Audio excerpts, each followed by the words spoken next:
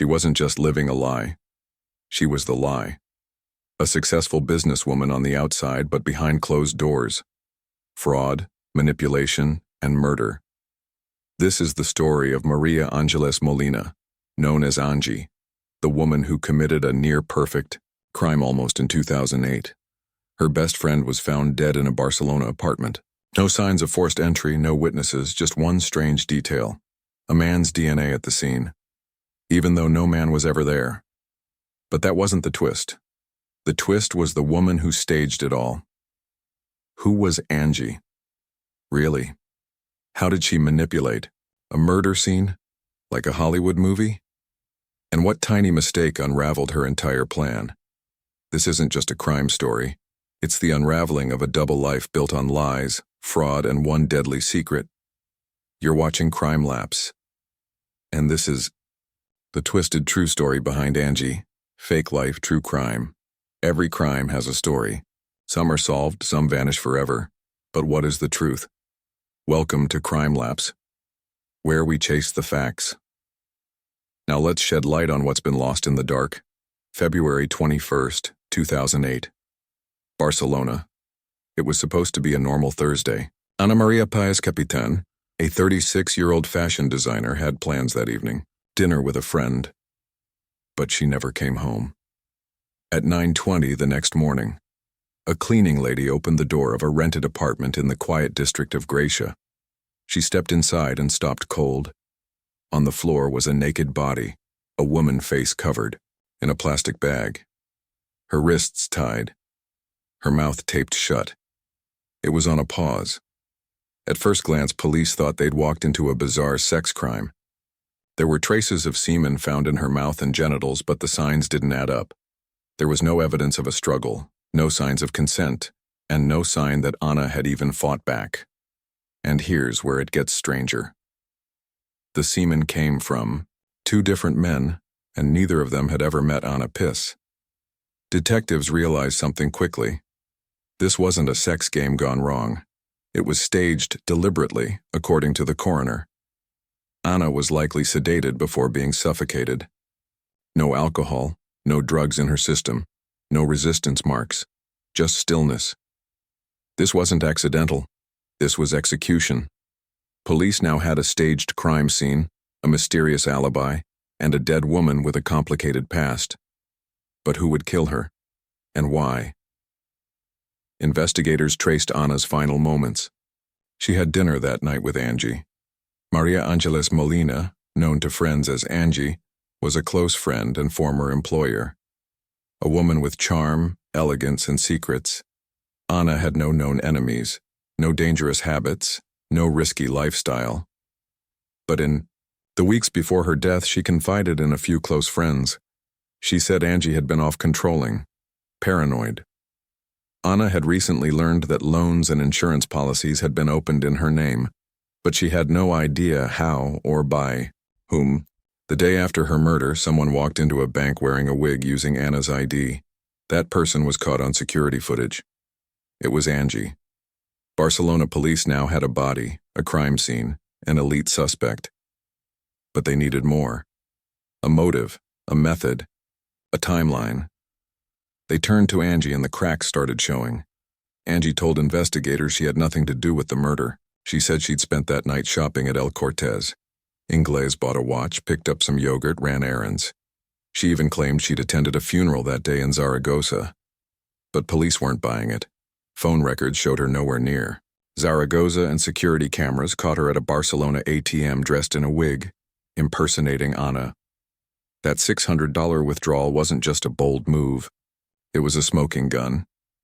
When police raided Angie's house, what they found turned the case into a full-blown fraud scheme. In her desk, a closed bottle of chloroform, a car lease, loan applications, multiple documents filed in Ana P's name, all traceable to Angie. It wasn't just identity theft. It was premeditation. Angie had impersonated Ana to open life insurance policies totaling nearly $1 million. And then she tried to cash in. But here's where things get really chilling. That semen found on Ana. It wasn't from a sexual encounter. It had been planted. Police traced it to a gay brothel in Barcelona. Angie had reportedly paid two men to ejaculate into containers. She then used those samples to fake a sex crime. She was trying to throw the investigation off course, but every lie just dug her deeper. Investigators looked into her history and found more skeletons. Her first husband, Juan Antonio Alvarez, had died mysteriously in 1996. He was found in a hotel room dead of apparent poisoning. His body contained phosphate, a common cleaning chemical. That case had been ruled a suicide. But now it looked suspicious, especially since Angie inherited nearly $2 million after his death. The pattern was becoming clear: fake identities, fake documents, life insurance policies, sudden deaths. This wasn't just a friend gone rogue. This was a con artist, a manipulator, a murderer. Maria Angeles Molina had built her life on lies. But Anapi's murder was the one lie she couldn't cover up. The trial, the sentence, and the unanswered question: could she have killed before? She was elegant, educated, a businesswoman, a wife, a mother. But behind the polished facade, Angie was living a lie, a double life. To the world, Angie was a successful entrepreneur in Barcelona's fashion scene. She owned a boutique, mingled with the elite, and mentored young designers like Ana Pires. But beneath the surface, she was orchestrating a web of deceit. Angie had a talent for impersonation. She assumed multiple identities, forged documents, and manipulated systems to her advantage. She opened bank accounts, secured loans, and took out life insurance policies, all under false pretenses. And Ana Pires wasn't her first victim. On a quiet day in October 1996, one was found dead in a hotel room in Barcelona. A bottle of pills was nearby. The cause of death: overdose by poisoning. Authorities ruled that a suicide. There was no autopsy, no second opinion, just closure. When Ana Paya's case reopened, questions about Angie's past detectives went digging, literally and figuratively. They unearthed the old reports, the insurance policies, the life Angie had after one's death. It turns out within just months of one sudden passing, Angie had collected nearly $2 million in life insurance payouts spread across multiple policies. Once family had raised concerns at the time, they said he had no history of mental health issues, no reason to end his life.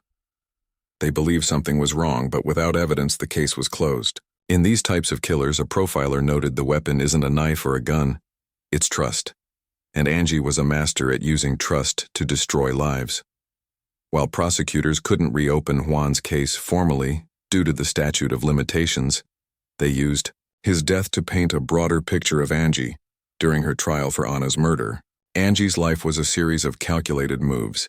She built trust, exploited relationships, and eliminated those who threatened her schemes. Experts describe Angie as a narcissist with sociopathic tendencies.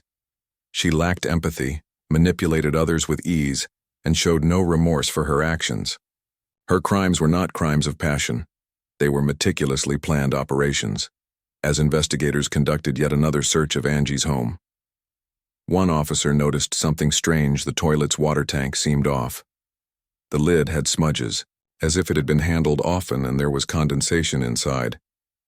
That didn't make sense. What they found inside was a trove of secrets.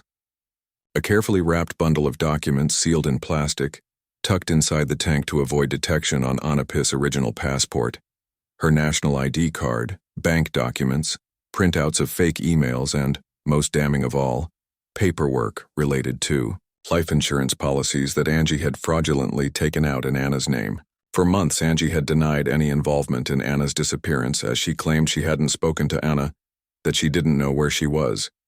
She played the victim, the grieving mentor, the innocent woman caught in a nightmare. But the reservoir of lies she tried to flush away had risen back to the surface. Experts began analyzing the contents of the hidden stash.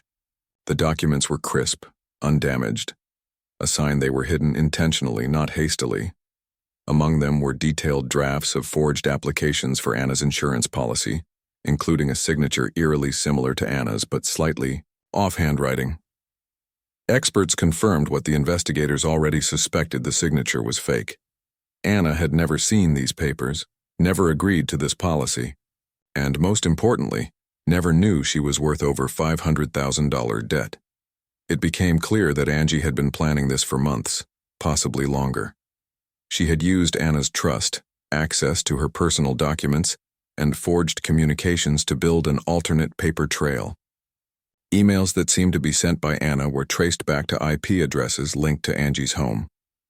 The phone number used to confirm the policy belonged to a prepaid SIM card purchased in Angie's neighborhood.